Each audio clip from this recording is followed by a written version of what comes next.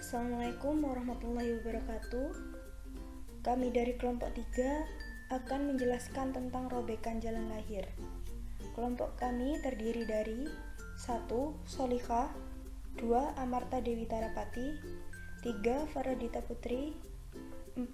Jihan Citra Dewi, 5. Sandra Nova, 6. Siti Muniro.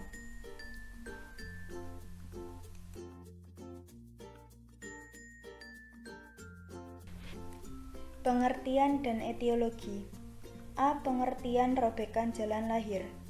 Perdarahan dalam keadaan di mana plasenta telah lahir lengkap dan kontraksi rahim baik. Dapat dipastikan bahwa perdarahan tersebut berasal dari perlukaan jalan lahir. Perlukaan jalan lahir terdiri dari robekan perineum, robekan serviks, dan ruptur uteri. B. Etiologi. 1. Robekan perineum. A. Kepala janin terlalu cepat lahir. B. Persalinan tidak dipimpin sebagaimana mestinya. C. Jaringan parut pada perineum. D. Distosia bahu.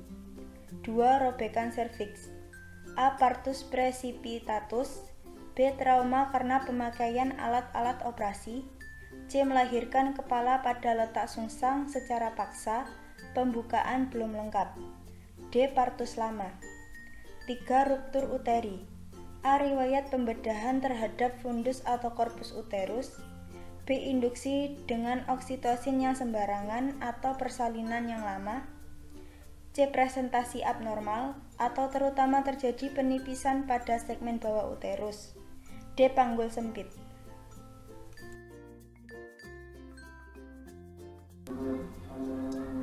Luka perineum. Luka perineum dibagi atas 4 tingkatan.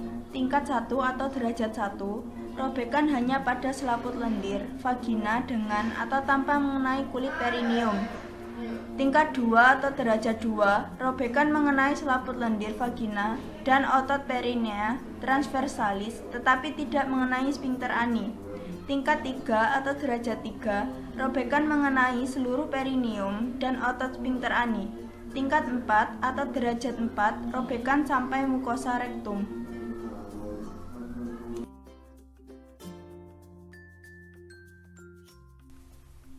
Patofisiologi. 1. Robekan perineum. Robekan perineum terjadi pada semua persalinan pertama dan tidak jarang juga pada persalinan berikutnya. 2. Robekan serviks. Persalinan selalu mengakibatkan robekan serviks sehingga serviks seorang multipara berbeda daripada yang belum pernah melahirkan per vagina. 3. Ruptur uteri. 1. Ruptur uteri spontan. A. Terjadi spontan dan sebagian besar pada persalinan.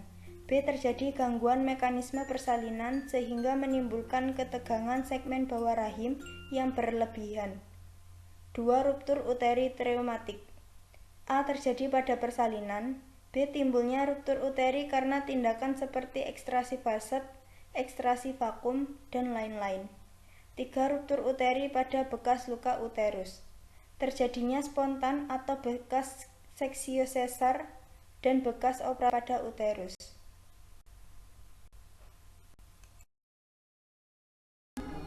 Tanda dan gejala.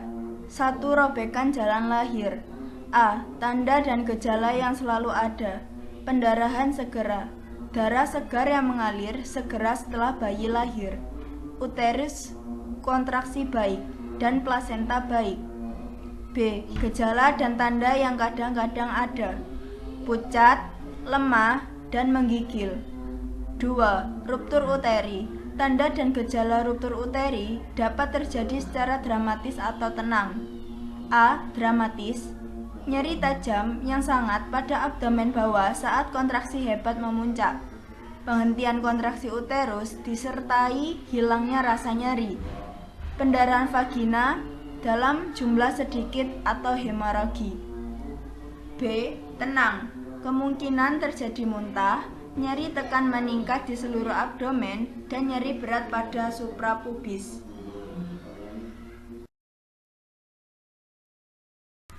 Penata laksanaan medis. Penjahitan robekan serviks. 1. Tinjau kembali prinsip perawatan umum dan oleskan larutan antiseptik ke vagina dan serviks. 2. Berikan dukungan dan penguatan emosional. Anestesi tidak dibutuhkan pada sebagian besar robekan serviks. Berikan petidin dan diazepam melalui 4 secara perlahan. Jangan campur obat tersebut dalam spuit yang sama. Atau gunakan ketamin untuk robekan serviks yang tinggi dan lebar. 3. Minta asisten memberikan tekanan pada fundus dengan lembut untuk membantu mendorong serviks jadi terlihat. 4. Gunakan retraktor vagina untuk membuka serviks jika perlu. 5. Pegang serviks dengan forceps cincin atau forceps spons dengan hati-hati. Letakkan forceps pada kedua sisi robekan dan tarik dalam berbagai arah secara perlahan untuk melihat seluruh serviks. Mungkin terdapat beberapa robekan.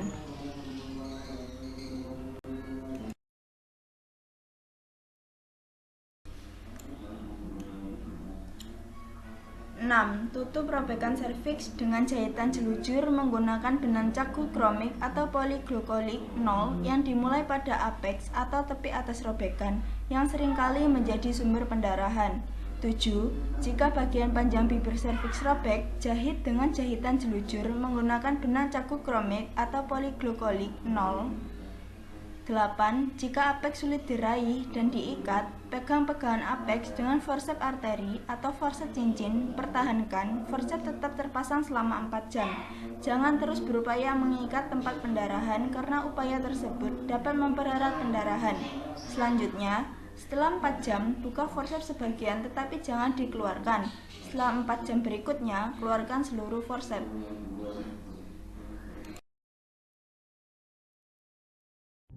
A uterine rupture is a tear in the wall of the uterus.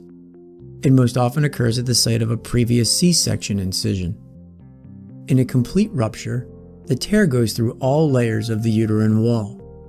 This is one of the most serious complications of pregnancy, and the consequences can be dire for mother and baby. In this illustration, we see a dramatic example of a complete uterine rupture with total abruption of the placenta. The result of the rupture leaves the baby in a very dangerous condition.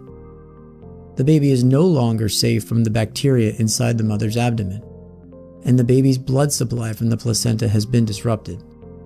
The mother is also losing blood from the torn uterus, lowering her blood pressure, and further decreasing oxygen delivery to the baby. Inside the baby's brain, neurons depend on oxygen to feed them. If the oxygen supply gets too low, the neurons start to die. Without immediate surgical intervention, the baby will either die or be left with areas of dead or dysfunctional brain.